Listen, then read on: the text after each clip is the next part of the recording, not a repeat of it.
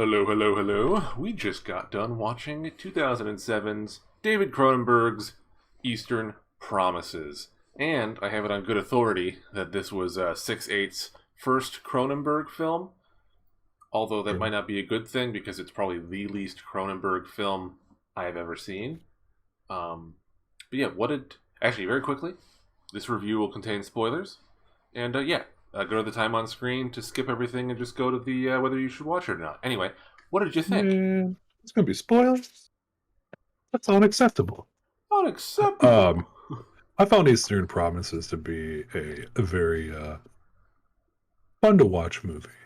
I agree, and I loved it. I thought everything about it was just intriguing, and if you like slower paced film, it has basically all the things that would make people like it if you're into like slightly higher class film, but be on the verge. So it's still accessible for the normal populace, but it has just the little things in it that make it a higher class film. That's my take on it, at least. Uh, Yeah, it's telling you a story, but it doesn't like bombard you with too much action or too much plot or too much of really anything that's over like no sensory overload right away. It kind of it's a slow build. It's like yeah, you have a little campfire, then you get a big bonfire, and you're like, oh, it's warm now. it just keeps going. Like, um, after I watched the film, since came out in 2007, I'm like, I wonder what the trailer was like. The trailer for this movie, in the original 2007 trailer, was atrocious. It made the movie seem like an action film. It is not an action film. It is a very slow paced film. I shouldn't say very slow paced. It's a medium to slow paced film. It's paced well. Yeah, it's 101 minutes long, about your average film.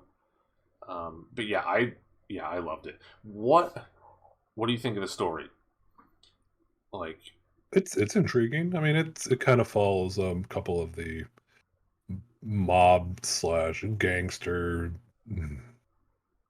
I'm a immigrant in a crime family type motifs, but it does it well. It's not like a groundbreaking story, but it's a story that, when told well, is fun to watch. yeah, and it's the overarching story is pretty kind of standard for that kind of thing. I think it does have a couple interesting twists and turns. Like I wasn't really um, anticipating. I was thinking the daughter was going to be from the son, and then it's like, oh no, the dad actually did it. Um, Yeah, the dad was the rapist he all along. he was the one who raped, The and old man. yeah, so that was kind of surprising. And it had a bunch of I kind of I like how they were seemingly implying that the son was gay, but Yeah, they hit you with that quite a few times. never actually show anything, which I think is very interesting. I think you could maybe say he was a little more feminine. I don't know than some of the other men in the movie, but just a little bit. I don't know. It was kind of weird. But I that think that, sorry, no, go I ahead. think that it was more of a way for his dad to keep him in control, not threaten the other crime empire, because he just demasculated him a lot. I don't think he was actually a homosexual. He just gets it's so frowned upon in the movie that he uses it as like a beat stick to keep his mental down. Hmm. Because there's even scenes where he dismisses him. He dismisses his son to talk to the driver, Hmm. and he's like, "Oh yeah, we're gonna have an adult conversation. Go fetch this for me." You can see as the movie progresses that he gets further and more demoted within the family. It's like, oh, I'm supposed to be I'm the heir, but he isn't treated like the heir. He's Yeah, he's treated as like a running boy. which is which is interesting because it's the dichotomy between, well, actually, here's my son's driver, but he has more. Now, obviously, they end up framing him, but at the beginning, it seems like he has more standing to a certain degree after he gets initiated than the son. Yeah. Well, it seems like he's better at getting things done and the son kind of he does have some underlying issues. You know, he has the drinking issue, and the plans that he does make don't go very well. They don't. He's sloppy. I Yeah. think that's why the dad kind of wants to keep him like demasculated so that he stays in line. Hmm. I, one of my favorite lines in the movie is the part where the father says, "Oh, it's London that makes him gay." I just thought that was. I laughed a lot. This place, it has no snow. It never gets cold. It makes him gay. Yeah, that was pretty. It was pretty funny. Like it's, I think I don't think the movie would necessarily get made now for a lot of the comments it has in the film are Oh pretty, yeah, it has, yeah. pretty spicy in a bunch of different ways that we won't fully get into, but very entertaining, very funny. It has a lot of not politically correct, which makes sense because they're Russian mobsters.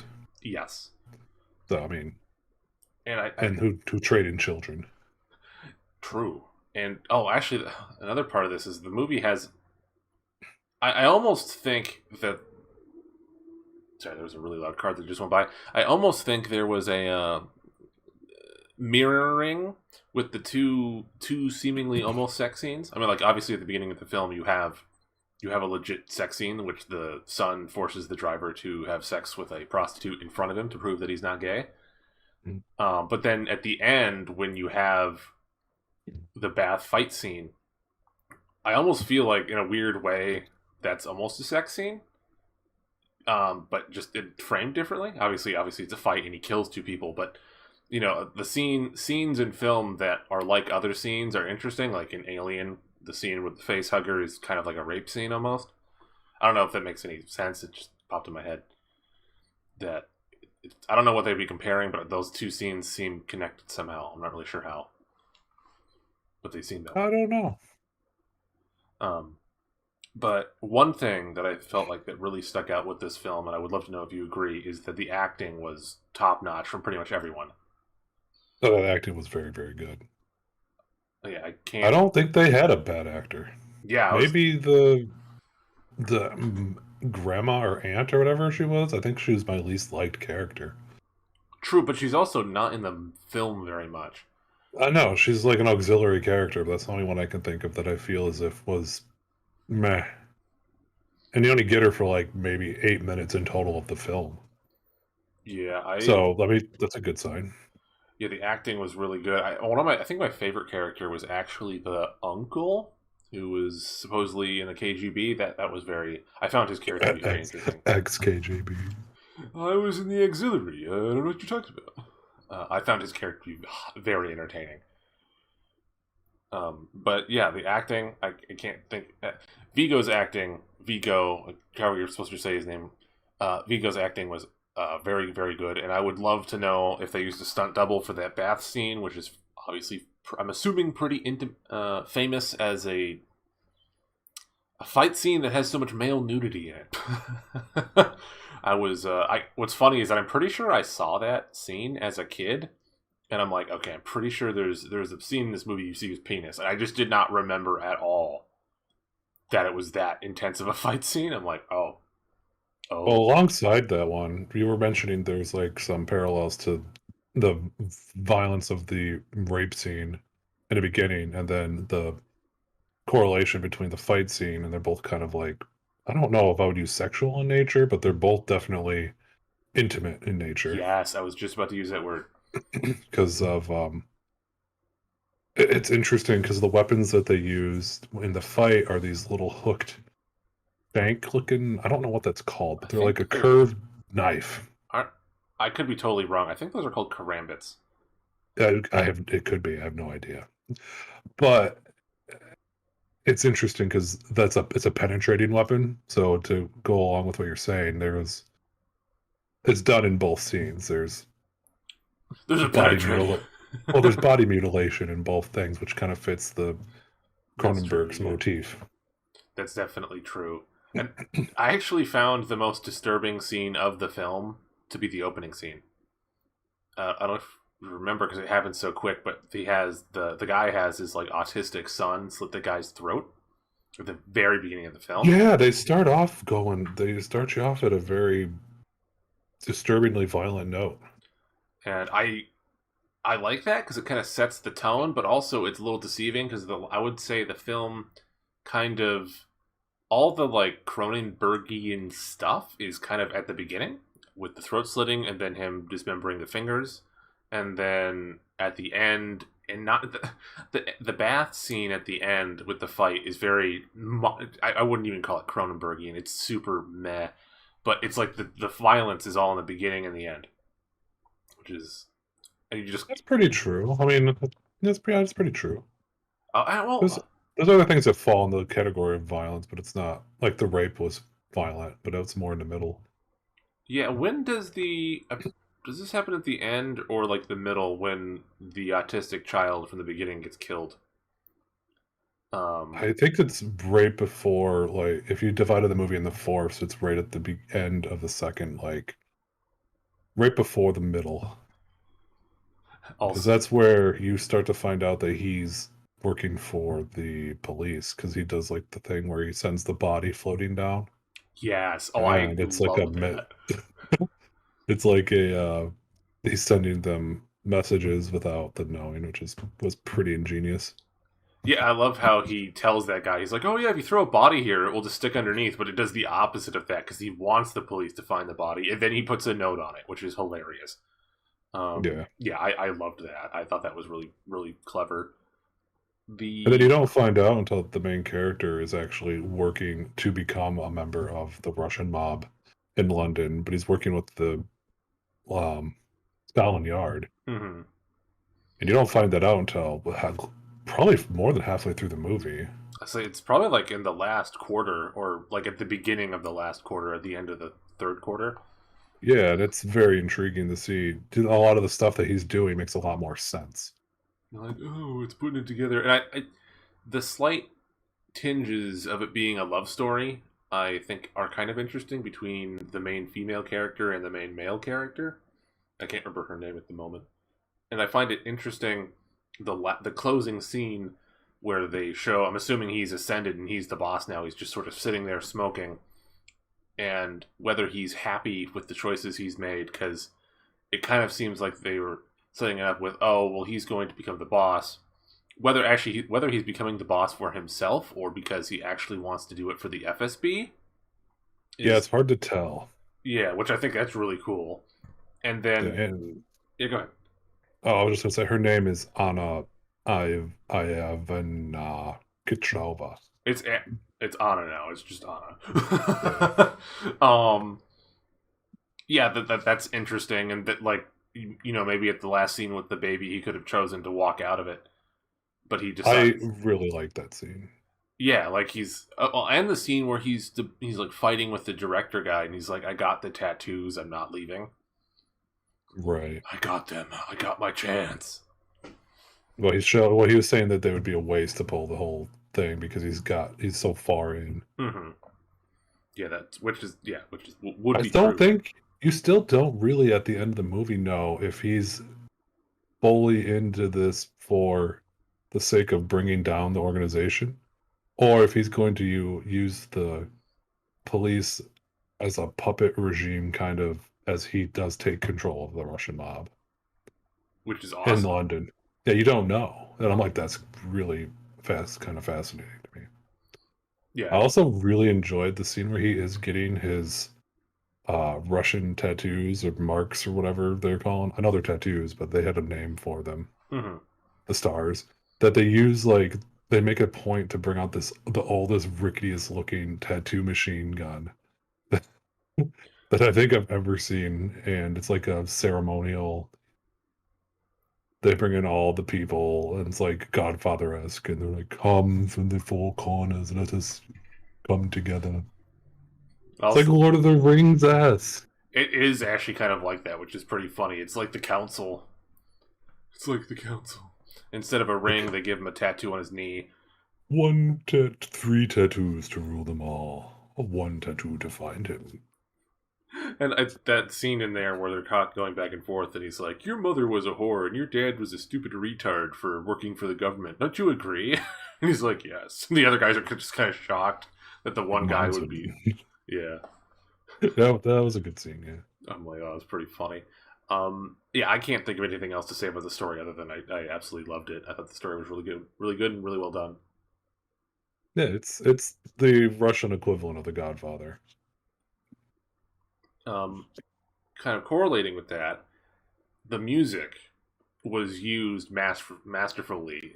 I don't know who the composer was for this film, but all the music fit really well, and it was just I love the music in this movie. Everything was timed perfectly for the scene. It felt like it anyway. Especially a lot of the scenes at the beginning where you're just first getting introduced to the Russian mob through the nurse, and there just seems to be music at all the right times and the right kind of music to build tension and that kind of stuff, or not tension necessarily, but build intrigue. And I loved Yeah. that. I thought that was awesome. Yeah, the composer is Howard Shore. Howard, I wonder what other films he's done. I don't He recognize his does name. almost all of the Lord of the Rings movies. Aviator. He does a Twilight movie. The Silence of the Lambs. He did 7. Seven also had a Hugh, really good downside. Hugo, Aviator. He actually did Videodrome. Ah, So intriguing. and Scanners. Which another. I haven't seen Scanners yet. That should definitely be one we watch at some point in the future. So yeah, did you have any music in there that you particularly liked? I thought the scene. I think my favorite one was the one that the music was practical with the like party for the grand aunt or something, and they had the accordion music. I liked that quite a bit.